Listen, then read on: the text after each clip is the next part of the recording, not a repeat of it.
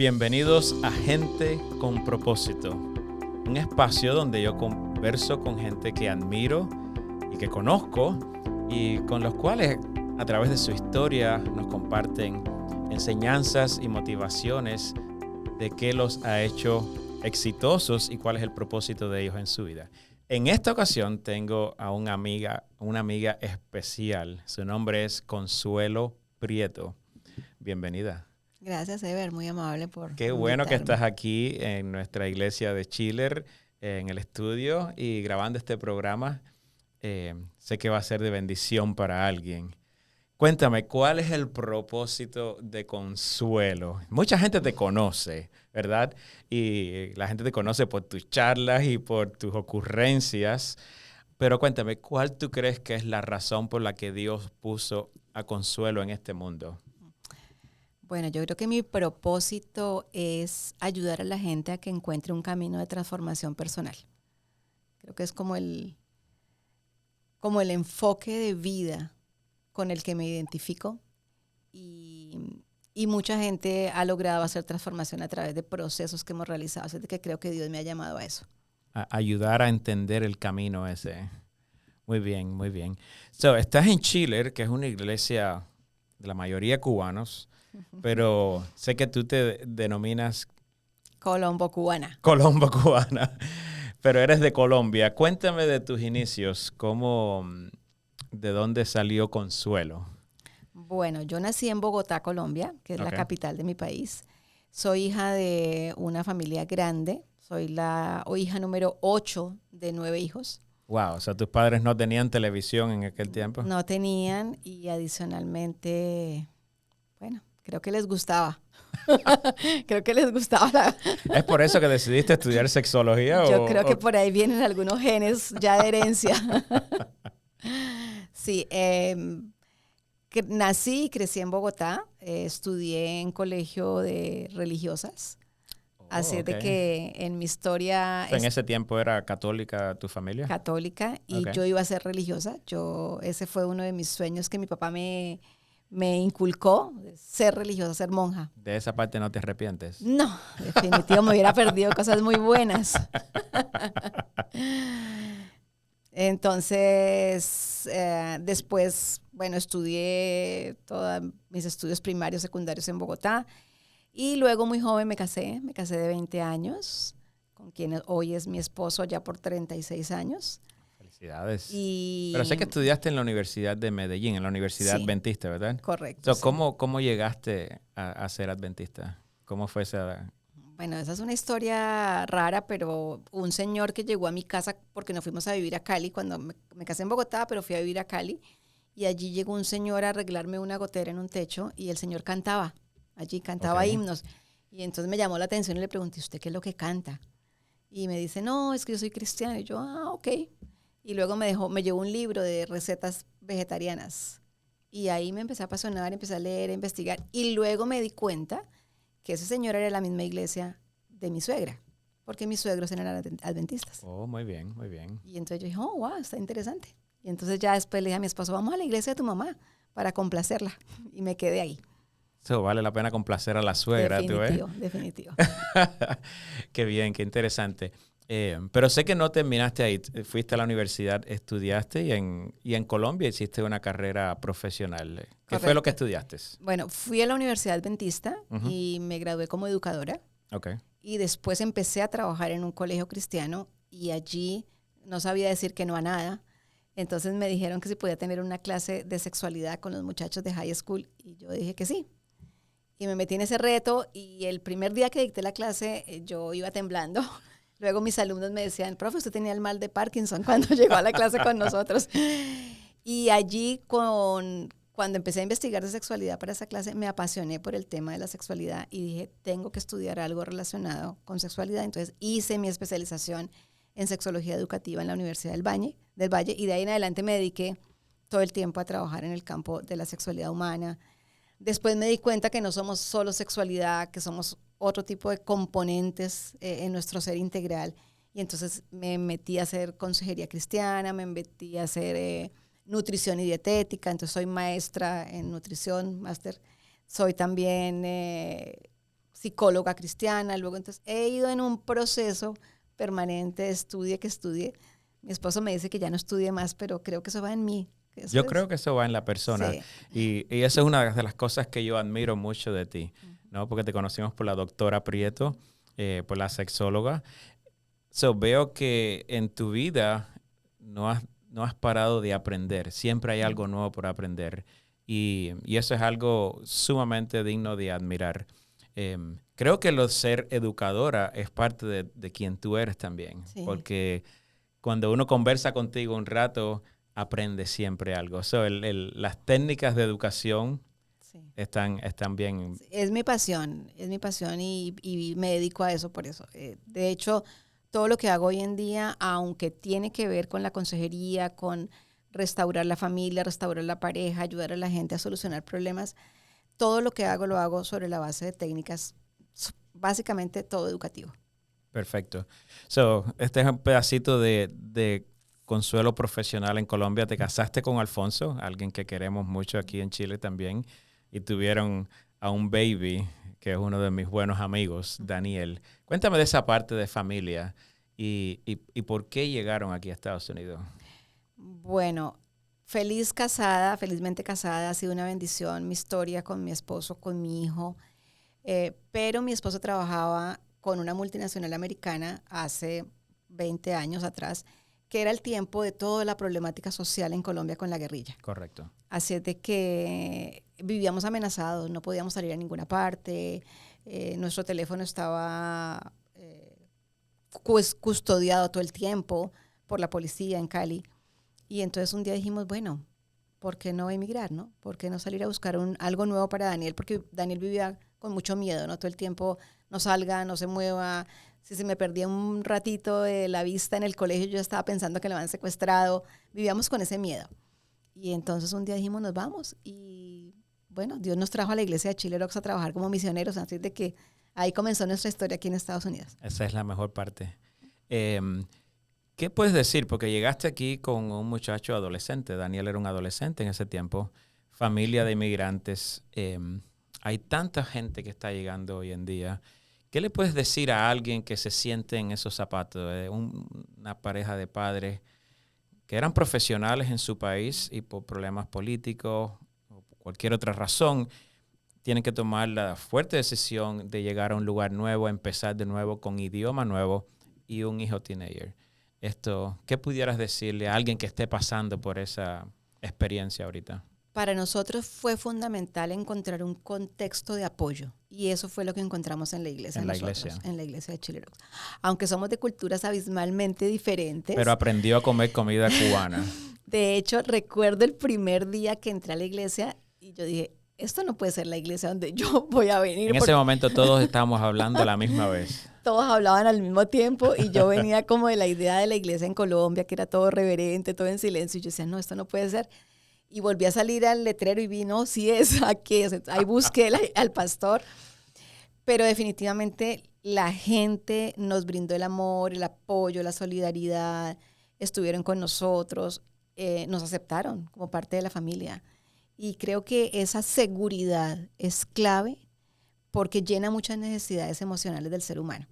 Y eso nos permitió de ahí proyectarnos. Además traíamos también una visión clara que creo que a mucha gente le viene bien este aspecto, ¿no? Y es entender que siempre hay un propósito y que siempre hay una vía para conseguir lo que uno quiere. Lo importante es tener claro lo que se quiere y buscar las alternativas para poder conseguir los objetivos. Y trabajar duro en esa dirección. Y eso fue lo que hicimos nosotros. Entonces, que Daniel quiere estudiar esto, listo, vamos. Que hay que empezar a hablar inglés, listo, vamos a donde sea para tratar de mejorar nuestro nivel de inglés. Que hay otras opciones, que hay que trabajar duro, que hay que tener 2 trabajos. Sí, al comienzo siempre hay cosas que son fuertes, sobre todo cuando uno viene de una zona cómoda, ¿no? Pero todo se puede. Y con el apoyo, obviamente, de los amigos, gente que lo quiere, gente que hoy en día digo, han pasado 19 años de ese día en que llegamos, y si hoy necesito algo de Ever, sé con seguridad que lo llamo y ahí está. Qué linda. Yo creo que es un tema muy importante el encontrar esa relación en la iglesia, ese apoyo, Sí. ese grupo de hermanos que que nos ayudan en este caminar Correcto. difícil que es llegar a un país nuevo. Y sobre todo con un muchacho teenager. Y hoy ver a Daniel hecho un profesional con su familia y todo, te debe llenar de orgullo, ¿verdad? Sí, definitivamente, definitivamente. Fue un caminar de esfuerzo constante, ¿no? De cambios radicales, pero siempre alimentados por se puede hacer. Tenemos una meta clara y se puede hacer. Y creo que eso es fundamental, tener siempre el objetivo allí, al final a donde yo quiero llegar, y así sea con pasos pequeños, pero siempre alimentar ese mismo objetivo para alcanzarlo. Perfecto. Pero Consuelo no dejó de ser profesional cuando llegó a Estados Unidos. So, aquí seguiste caminando y abriendo y tocando puertas. Algunas se abrieron, otras no, pero nada te detuvo. Y yo sé que Dios ha estado contigo. Pero es medio complicado llegar a hablar de sexología en el ámbito hispano, Sí. adventista. Cuéntame de ese, no sé si tienes alguna historia que quieras compartir o algo sin que nadie se ponga molesto, ¿no? Pero cuéntame cuán fácil o cuán difícil fue que los pastores o que las iglesias abrieran las puertas para este tipo de temas. Sí. Fue difícil, fue difícil. De hecho, todavía es difícil en algunos lugares. En el 2023 todavía. Sí, todavía hay personas que dicen, no, hablar de sexualidad, hay mucho mito, mucho tabú, no queremos como entrar en esa polémica de lo que se puede y no se puede, ¿no? Pero en aquel tiempo sí, no, las puertas cerradas era un tema que absolutamente estaba bloqueado. Se veía como algo completamente ajeno a la plataforma de una iglesia. Entonces, por ejemplo, la historia que como que me abrió y como que me aterrizó. Ok, aquí tengo un reto grande, ¿no? Cuéntame la historia. Que estábamos en una reunión grande donde había muchos pastores y yo voy a donde el pastor y me le presento y le digo, pastor, aquí estoy, soy Consuelo Prieto, soy sexóloga educativa y me encantaría tener la oportunidad de ir a su iglesia y poder llevar seminarios. Y el pastor me respondió, no, mire, me da pena con usted, pero es que yo llevé a una persona, un psicólogo, y dio un seminario y puso la gráfica de los genitales en la plataforma. En la plataforma. Y en el screen de la plataforma. Y entonces yo le dije, bueno, pero ¿qué pasa? Y él me dijo, no, la gente se me vino encima. ¿Cómo se le puede ocurrir a una persona poner los genitales allá en la plataforma? Y entonces a mí se me ocurrió la brillante idea de decirle, bueno, ¿y usted cuando sube a la plataforma, dónde deja los suyos? Y el pastor se quedó. Y le subieron los colores al pastor en ese momento, ¿no? Como estático, y me dijo, bueno, ok, salí y se fue, no me dijo nada. Y ese día yo dije, oh, Dios mío, lo que me espera aquí, porque uno viene con el concepto de que aquí todo es open mind, de que aquí la gente piensa diferente. De hecho... Pero somos los mismos hispanos que venimos de nuestros países, desafortunadamente. Correcto. Entonces no es tan así como uno trae la idea que no, aquí todo es más fácil, no. Pero eso no te ha parado. No, pero ha sido una historia de crecimiento. Por ejemplo, ver el cambio de la percepción de la sexualidad en la iglesia de Chile Rocks. Me acuerdo cuando llegué, pues obviamente nadie hablaba de esto. Ya después yo empecé y me encontré con el ambiente del chiste cubano, de lo jocoso. Del doble sentido.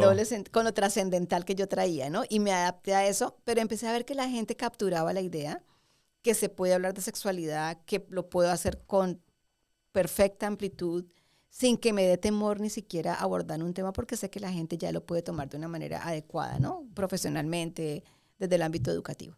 Así es de que sí se ha habido una evolución interesante, pero aún todavía. Sí, es complicado. Sí, aún todavía hay mucho mito. Esta es una pregunta difícil. ¿Tú crees que el problema de la pornografía es un problema en la iglesia? No, sí, definitivamente. Es un problema oculto.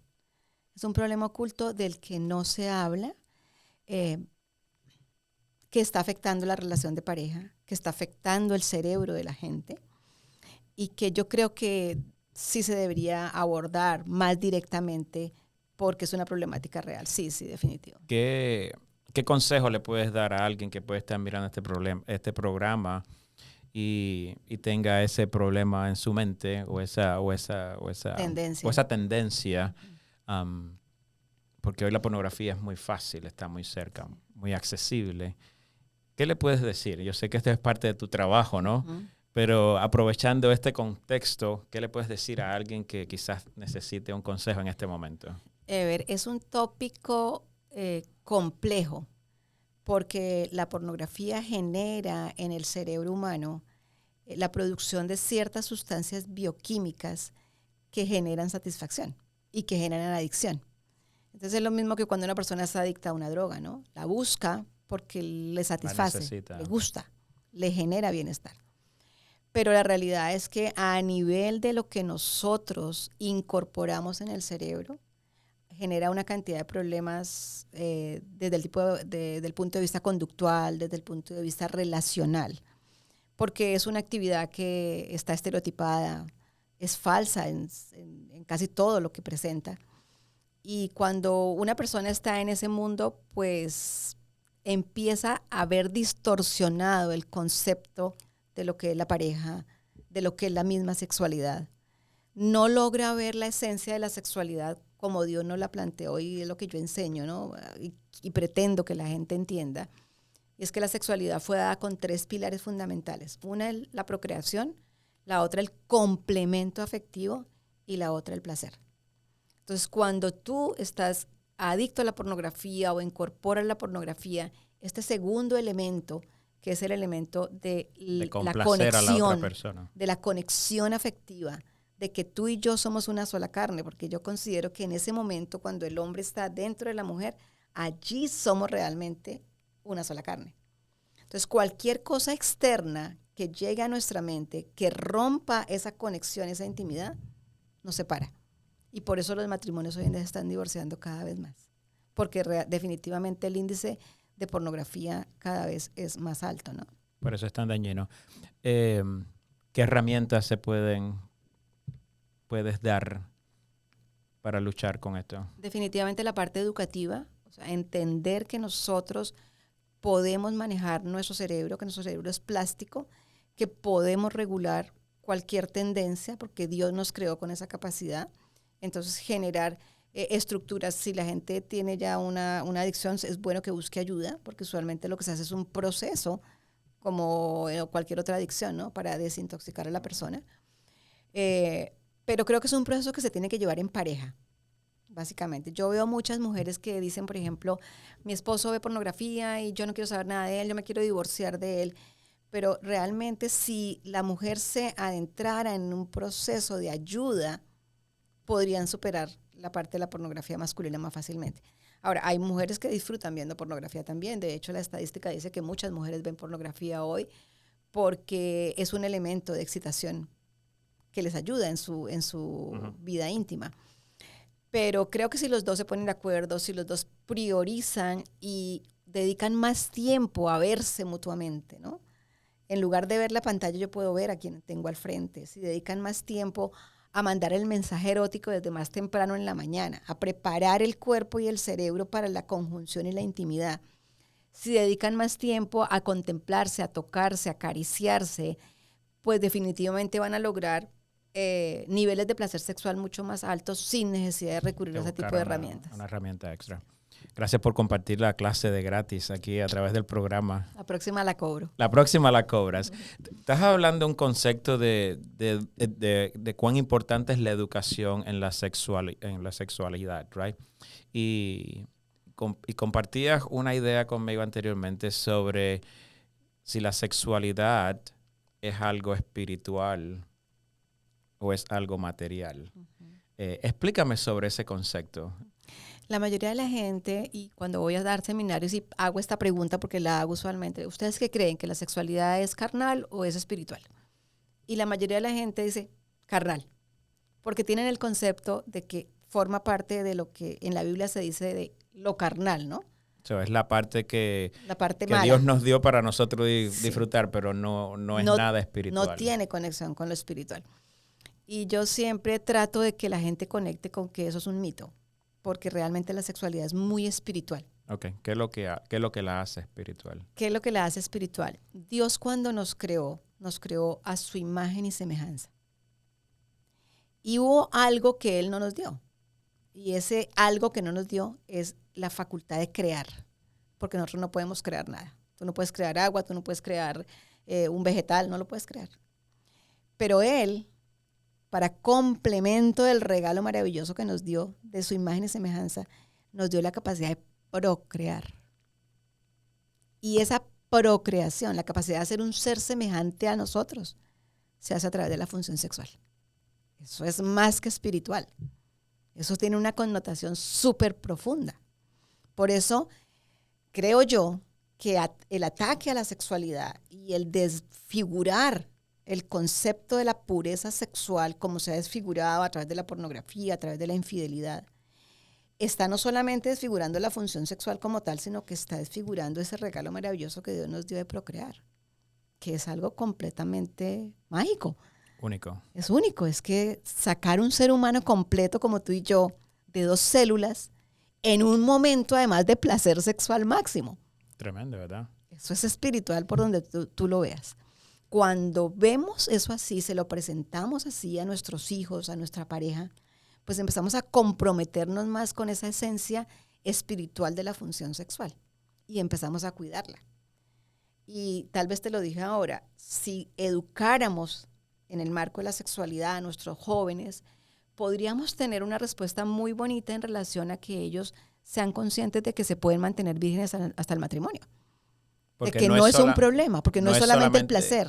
Controlar mi placer carnal. No es lo biológico. Sino es entender el propósito espiritual. Correcto. De por qué Dios puso sexualidad en mí. Correcto. Entonces, cuando yo entiendo ese concepto que tiene que ver con la conexión con la otra persona, tiene que ver con el placer definitivamente también, pero tiene que ver con la procreación, el regalo que Dios me da de hacer un ser semejante a nosotros mismos, y luego de ser complemento afectivo, nutrir a la otra persona, entonces el muchacho empieza a comprometerse y a entender que cuando yo tengo sexo antes de casarme, estoy haciendo un llenado con una persona que no es la persona que Dios me dio. Uh-huh. Y ese llenado afectivo no es completo al final del camino porque no hay compromiso. Y para esto tiene que haber compromiso afectivo y emocional. Entonces, ¿se puede? Claro que se puede. Y ese es uno de los retos. Yo no suelo dar seminarios para jóvenes, como te decía hace un tiempo, porque yo pienso que los papás tienen que educarse en este campo para que sean los papás quienes transmitan a los hijos ese reto y esa responsabilidad en cómo pueden manejar su vida sexual de manera saludable. Pero eso yo creo que dentro del mundo hispano a veces es un poquito de tabú todavía. ¿Qué recomendación nos das a nosotros como padres de prepararnos y educarnos lo mejor que podamos para enseñar a nuestros hijos? Definitivamente hay que leer mucho. Muchos seminarios y hay que entender este concepto y hay que hacer seminarios de sexualidad. Si tú te pones a ver, la realidad es ¿cuántos seminarios al año hacemos de sexualidad en una iglesia? Sí se hace. Esa es la realidad. Y tristemente muchas veces se piensa, bueno, no, van a hablar lo mismo de siempre, pero es un mensaje que es tan importante que se debería hablar con mucho más frecuencia. Se debería reforzar constantemente el aprendizaje en ese campo para poder tener herramientas válidas para que nuestros hijos entiendan desde que son pequeños el valor de la conjunción sexual, que no solamente es por la moda o porque otros lo hacen, ¿no? Sino por quién soy yo, qué traigo yo, qué Dios me dio, cómo me estructuró para poder entonces vivir una vida sexual adecuada con la persona adecuada. Tomando mejores decisiones. Motivamos a cada padre a prepararse, a educarse, a buscar estas herramientas y si tienen alguna duda pueden llamar a Consuelo. Siempre está dispuesta y te agradecemos eso en nombre de la iglesia, que siempre que contamos contigo, siempre estás dispuesta a venir y compartir todos estos años de estudio que has tenido, ese conocimiento con toda la gente linda que te busca. Con gusto y con amor. Parte de quien es Consuelo es dar charlas, hablar en público. Y has viajado a todo Estados Unidos y Latinoamérica también. Donde quieran te conocen, que llega esta personita chiquitica y revuelve lo que sea. Cuéntame alguna experiencia que te ha pasado en un seminario, algo de sexología, algo que te haya sucedido, si recuerdas algo. Sí, me han pasado varias cosas. A veces cuando porque llego, es diferentes culturas también, donde quiera que llega. Hace un tiempo llegué a una iglesia y me dijeron, usted aquí no puede hablar de esto, esto y esto y esto, porque ya nos dijeron que es pecado. Y yo, ni siquiera había comenzado el seminario. Y yo, no se preocupe que yo miro cómo lo hablo. Pero creo que he tenido 2 experiencias. Una es chistosa, otra es bastante frustrante. Pero la chistosa fue que yo estaba en un seminario como con unas 500 personas y de pronto una señora se para furiosa porque yo estaba hablando de un tema que a ella no le pareció que fuera adecuado. Ella se para y me dice que yo soy una cochina porque estoy hablando de eso y en el público.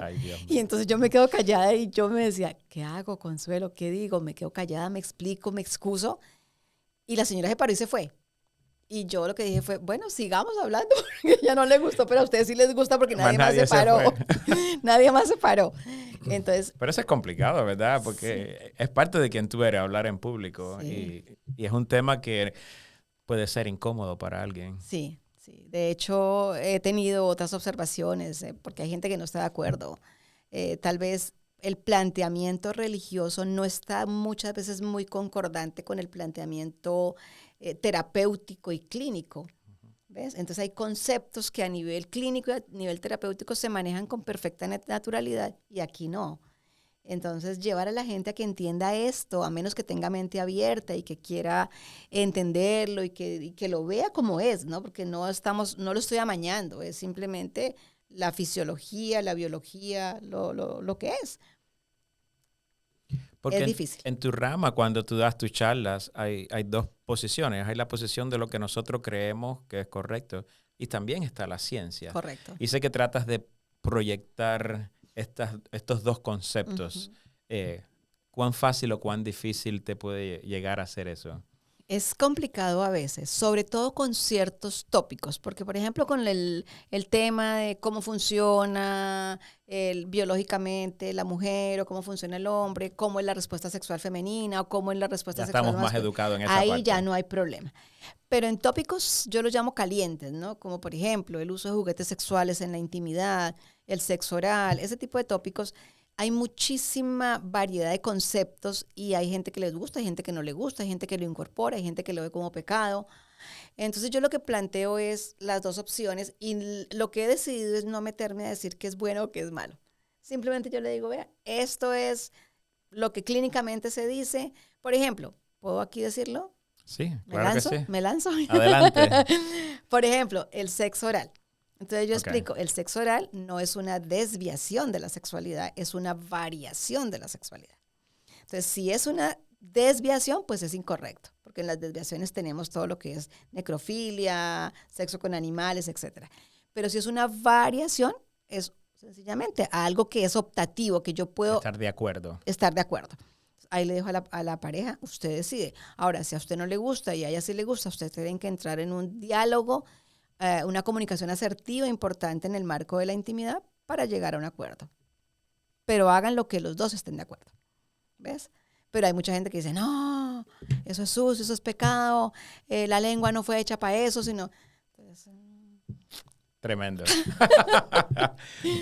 Vamos a hablar de otra parte de consuelo, que es la parte de dar consejería. uh-huh. Sé que te has preparado en eso. Y aunque es algo bien personal, cada historia Sí. que tienes en tu cabeza, sé que has tenido experiencias muy bonitas de gente que ha crecido. Y me dijiste al principio que era parte de tu propósito en la vida, ¿verdad? Correcto. Como ayudar a las personas a que encuentren su camino. Cuéntame cómo has podido usar la consejería, donde la gente viene con una maleta de problemas y la comparten contigo. ¿Cómo has podido usar eso para ese propósito de vida? Bueno, la parte de consejería, la parte de acompañamiento a una persona que trae una maletota, ¿no? Pues definitivamente consiste en ayudarla a soltar la maleta. Y creo que eso es una de las estrategias que yo utilizo y que hago que la gente logre liberarse de las cargas emocionales, sobre todo del pasado y de las presentes que a veces se las imaginan y se las crean para empezar a cargar cosas que ni siquiera a veces existen, ¿no? Las estadísticas dicen que los problemas que nosotros consideramos problemas, el 95% de las veces nunca son reales. Son cosas que nosotros nos imaginamos que van a pasar, que si me hacen esto, que si hago esto, que sí, Miedos que uno tiene. miedos, pero realmente no son experiencias de vida reales. Entonces, el proceso es definitivamente ayudar a que la gente suelte el bulto y suelte la maleta.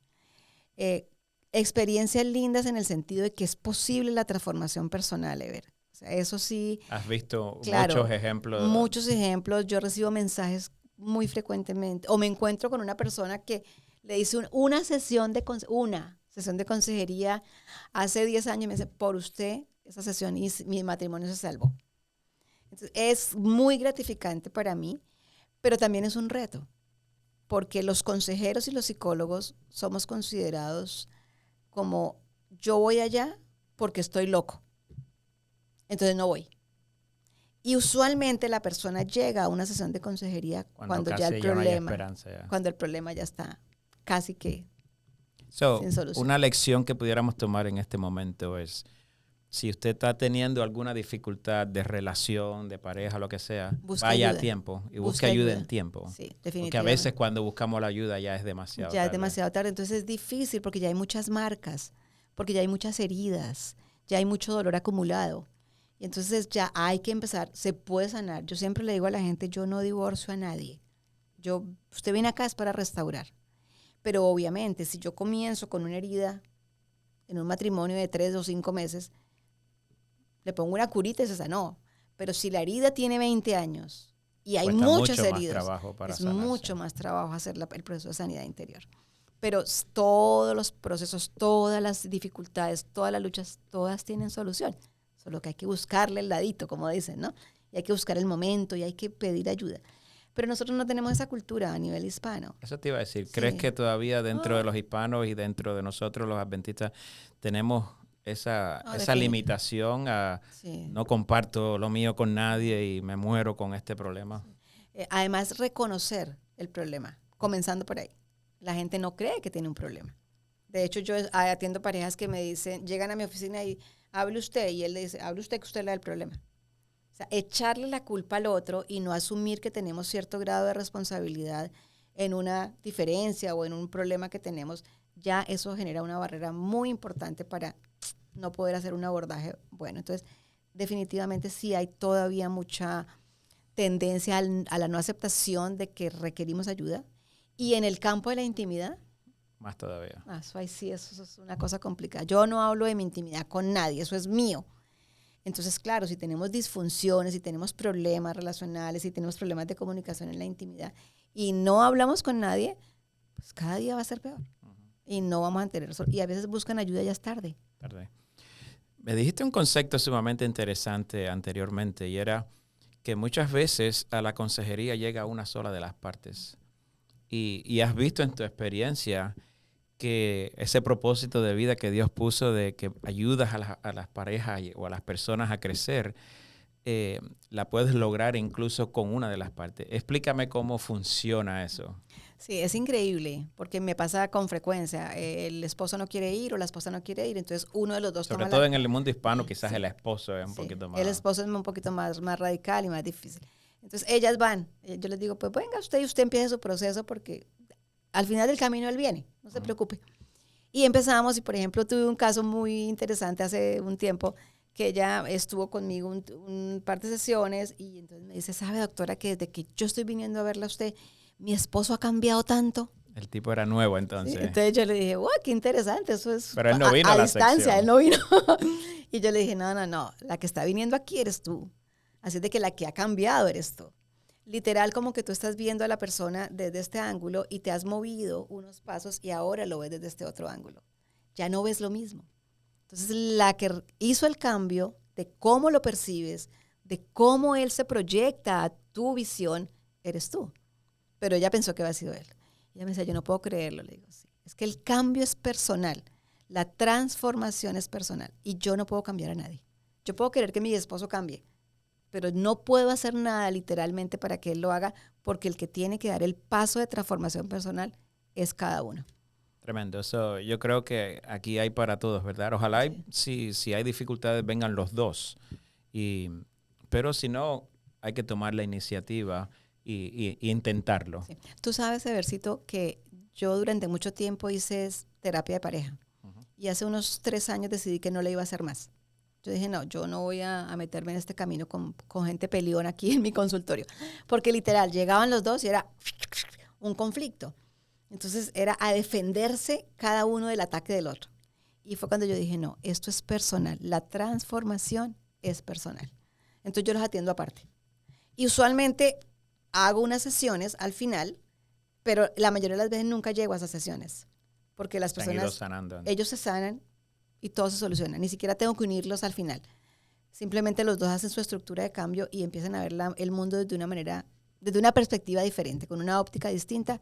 Se sanan y se restauren. Siempre me pregunto cómo pueden los psicólogos, las personas terapistas o consejeros cargar con esa cantidad de problemas, porque pienso que recibes en tu oficina muchas dificultades, muchas historias tristes que se quedan aquí en tu mente, por supuesto.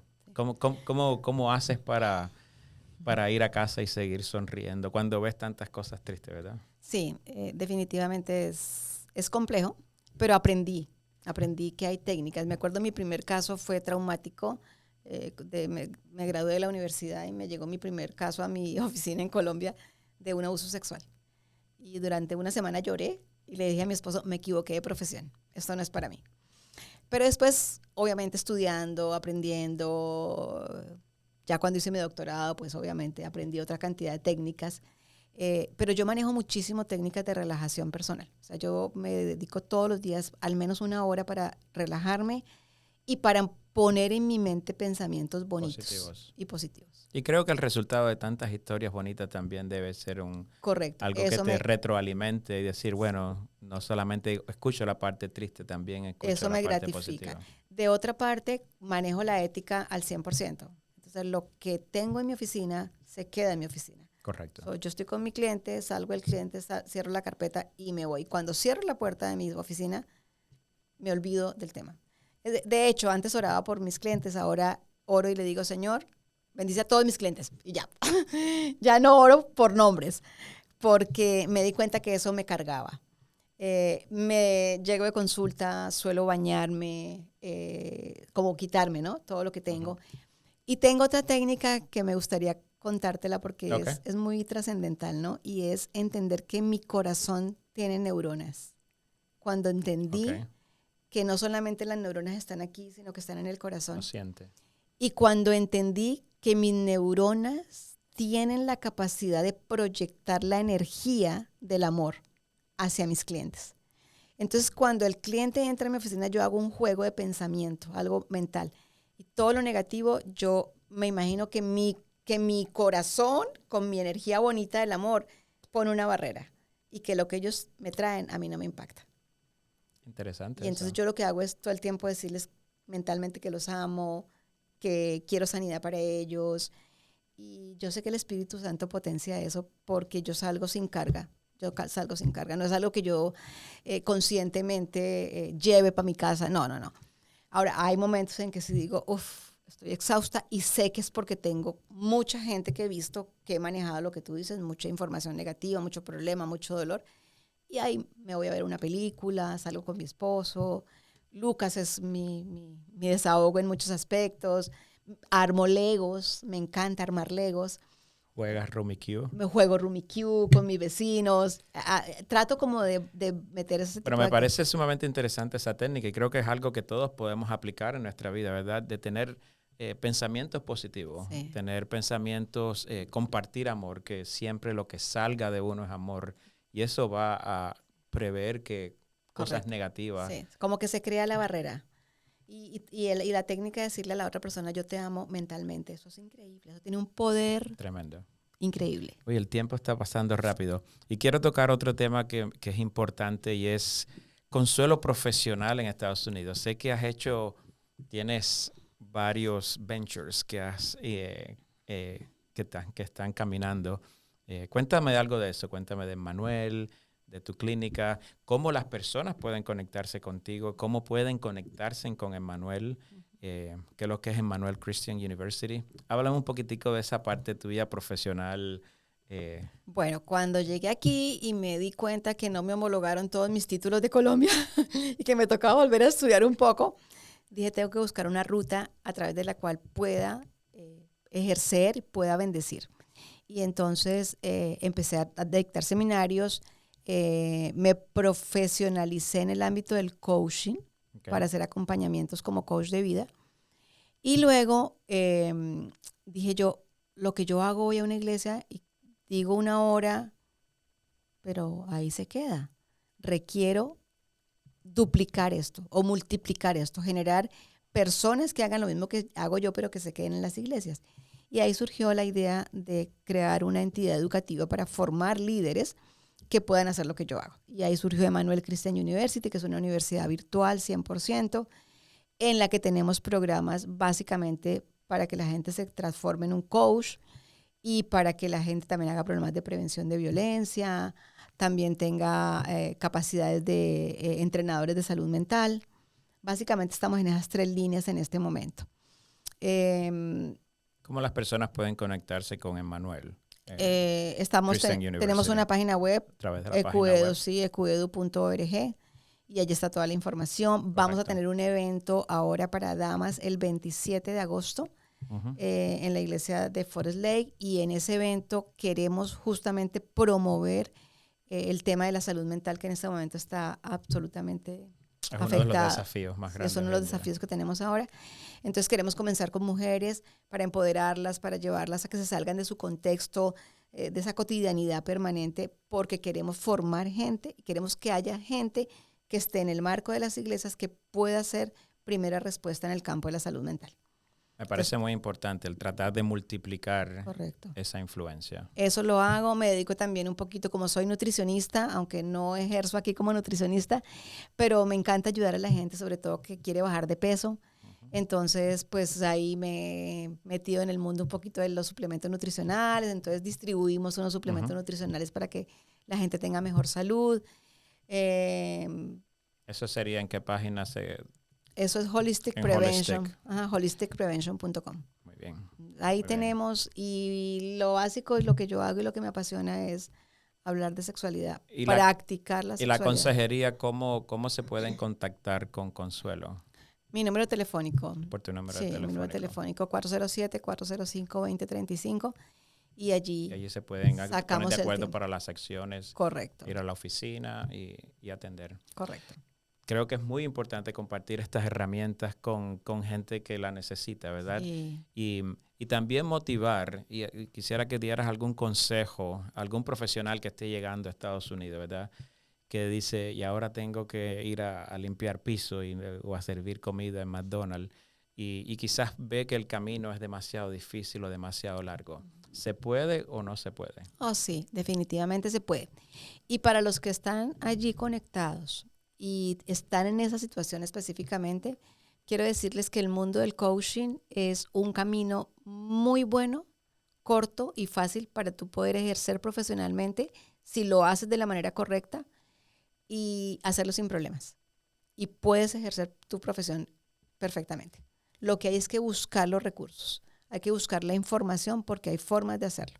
Eso es lo que yo hice cuando llegué, ¿no? Yo decía, Dios mío, no puedo ejercer lo que hacía en Colombia, pero entonces yo me abrí camino en el mundo del coaching y en ese momento, como no es una profesión regulada plenamente, entonces uno puede hacerlo teniendo todas las regulaciones, cumpliendo todos los requisitos, pero es un camino bastante asequible. Si hay alguien que está escuchando y que se interesa en esto, yo creo que vale la pena escuchar a alguien que ya transitó el camino, que supo caminar y que supo encontrar la... Sobre todo que cuando llegamos aquí nos meten muchos miedos. Exacto. No se puede, todo es difícil, no haga eso, lo van a multar, lo van a arrestar, le van a no sé qué. Y pues probablemente hacemos cosas negativas pase eso, pero hay formas, hay herramientas para uno poder ejercer de manera adecuada y tener éxito. Hay que tener éxito, sí. Hay que soñar y hay que trabajar duro para lograrlo. What is next para Consuelo? ¿Qué todavía le queda a Consuelo por lograr? ¿Qué planes tienes? Cuéntame de algo que tenga.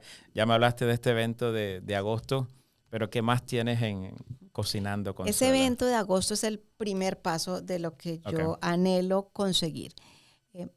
Como trabajar persona a persona es bastante complejo porque la gente no tiene la convicción de que yo tengo que ir a pedir consejería cuando tengo un problema. Entonces ahora yo digo, ok, si la gente no va a Mahoma, pues Mahoma va a la gente. Exacto. Entonces el reto que tengo ahora es empezar a crear una comunidad en la cual podamos tener diferentes tópicos para ayudarle a la gente en el marco grupal. Entonces vamos a tener en ese primer seminario, por ejemplo, vamos a tener la gente que tiene tristeza profunda. Con esa gente vamos a hacer un grupo de apoyo. La gente que siente que tiene ansiedad, con esa gente hacemos un grupo.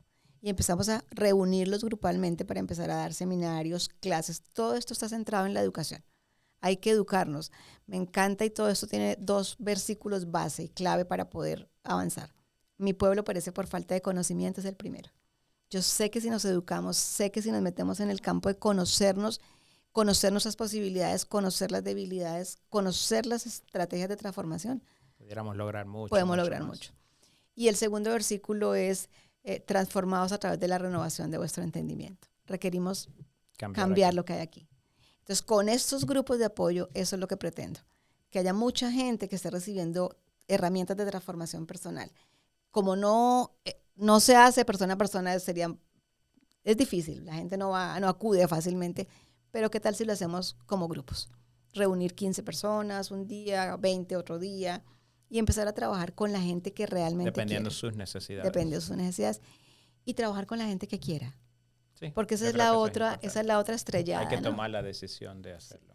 Porque doy un seminario a 100, a 200, pero probablemente esas 100 a 200 solamente 5 quieren cambiar y transformarse. Pues no me voy a desgastar en 200, me meto y me desgasto con las 5. Con las 5 que quieren. Con las cuales sí se va a lograr un objetivo de cambio real.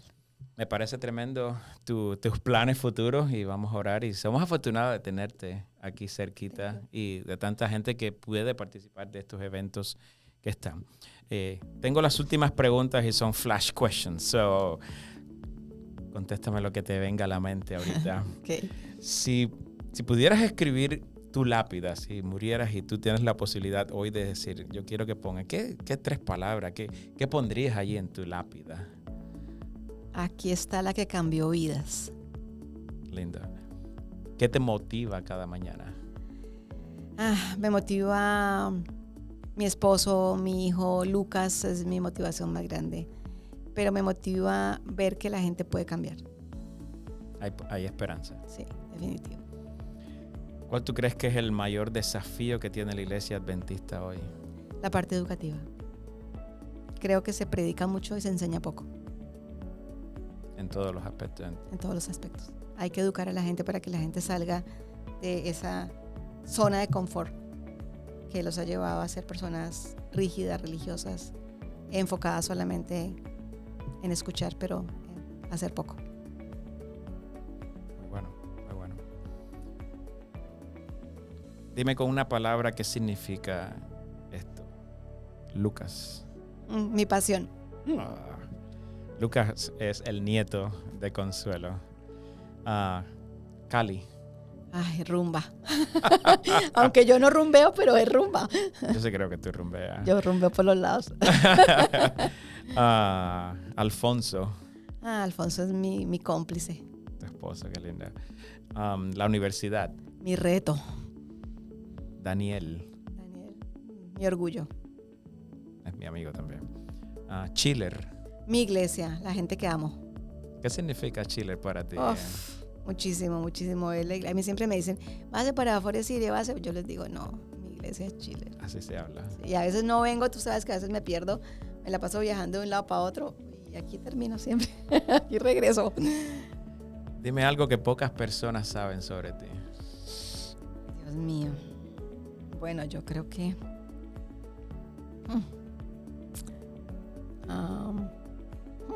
Algo que hayas hecho que pocas personas sepan sobre ti. Dios mío. Bueno, yo creo que a veces la gente cree que por lo que yo hago tuve una vida perfecta. Y no, yo no tengo una vida perfecta. Yo tuve una niñez complicada. Tuve una niñez con traumas. Y creo que la gente cuando me ve que hablo así, ¿no? Y que estoy, entonces, no, ella es perfecta. No, lejos de eso. Así de que... Porque no necesariamente porque seas psicólogo vas a entender tu... Sí. Pero tuve cosas complicadas cuando fui niña. Así de que, y hay cosas de las que nunca he hablado y de las que he tenido que hacer procesos personales de sanidad para poder hacerlo con otras personas y ayudar a otras personas. Interesante. La última es, yo tengo una máquina del tiempo y si tú puedes viajar al futuro o al pasado, ¿a dónde se te ocurre ir y por qué? Me iría al pasado. ¿Al pasado, de verdad? Sí, me iría al pasado a la generación de mi abuela. Ok. Para entender un poco, porque estoy muy enfocada sobre esto que me estabas hablando anteriormente. De lo transgeneracional, cómo generación a generación o avanzamos o retrocedemos.